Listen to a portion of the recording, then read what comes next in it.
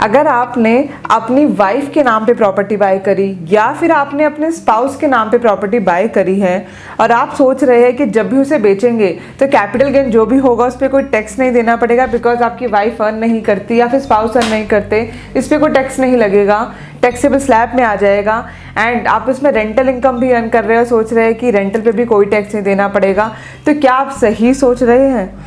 आज इस वीडियो के थ्रू हम लोग डिटेल में डिस्कस करने वाले हैं। बहुत ही इंपॉर्टेंट पॉइंट है, बहुत लोगों को यहाँ पर एक मिसकंसेप्शन है जो इस वीडियो के थ्रू दूर होने वाला है। So without wasting much more time let's start this video.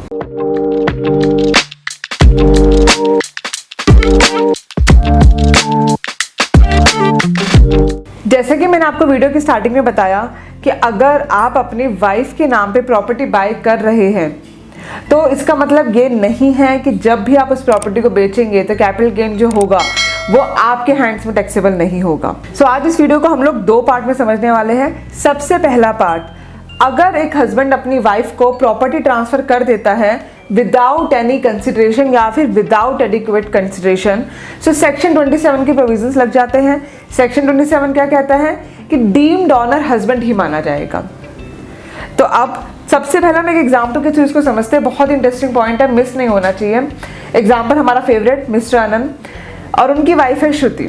So mister आनंद ने श्रुति को एक प्रॉपर्टी दी जिसमें कोई कंसिडरेशन उन्होंने नहीं लिया उससे, यानी कि टाइटल ट्रांसफर करा।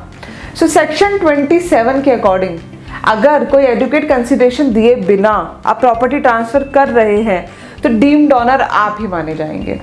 सो उससे होने वाली कोई भी इनकम आपको ही टैक्स देना होगा। इट मीन्स अब वो रेंट पे चढ़ाए, उस पर कैपिटल गेन अर्न करे, श्रुति जो भी कुछ करे उस प्रॉपर्टी से टैक्स मिस्टर आनंद को ही देना पड़ेगा। ये तो था सबसे पहला जहां पर विदाउट एडिक्वेट कंसिडरेशन टाइटल दे दिया गया अपनी वाइफ को। नेक्स्ट इंपॉर्टेंट पॉइंट, जहां पर टाइटल ना देके इनकम दे दी जाती है। It means let's say property की वैल्यू थी 1 करोड़, अब हमारे एग्जांपल में मिस्टर आनंद ने श्रुति को 1 करोड़ रुपए ट्रांसफर कर दिए, श्रुति ने उसे 1 करोड़ से प्रॉपर्टी ले ली। अब प्रॉपर्टी में जो रेंट आ रहा है श्रुति के नाम पे आ रहा है बिकॉज प्रॉपर्टी श्रुति के नाम पर है। अब आनंद को ये लग रहा है कि जब श्रुति रेंटल इनकम अर्न कर रही है, श्रुति की और कोई इनकम ही नहीं है तो टैक्स भी कुछ नहीं लग रहा, तो वो तो बच गए। बट ध्यान रखिए आनंद, यहाँ पर टैक्स आपको देना है, आपके हैंड में क्लब होगा। रीजन बीइंग यहाँ पे क्लबिंग प्रोविजन लग जाएंगे। आपने पैसा ट्रांसफर किया जिसको श्रुति ने यूज किया और इनकम अर्न करने के लिए, चाहे रेंटल इनकम, चाहे कैपिटल गेन, चाहे कुछ भी, क्लबिंग के प्रोविजन लग जाएंगे। बहुत लोग यहाँ पे कंफ्यूज हो जाते हैं, टैक्स को ध्यान नहीं दे पाते हैं। अब प्रैक्टिकली क्या हो रहा होगा, श्रुति ने प्रॉपर्टी बाय की होगी, रेंट पे चढ़ाई होगी, अब जो टी रेंट है वो टीडीएस भी किसका डिडक्ट कर रहा होगा, श्रुति का।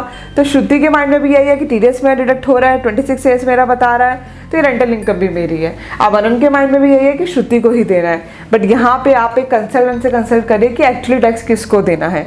ऐसी प्लानिंग ना करिए जहाँ पे आपको लेटर ऑन जाके लॉस उठाना पड़े। आई होप ये वीडियो आपको अच्छी लगी होगी, बहुत इंटरेस्टिंग वीडियो है। अगर आप कुछ ऐड ऑन करना चाहते हैं कमेंट सेक्शन में बता सकते हैं, और अगर आपकी कोई भी क्वेरी है तो मुझे कॉल भी कर सकते हैं। नंबर है 8375831676। मिलते हैं नेक्स्ट वीडियो में, टिल देन बाय बाय।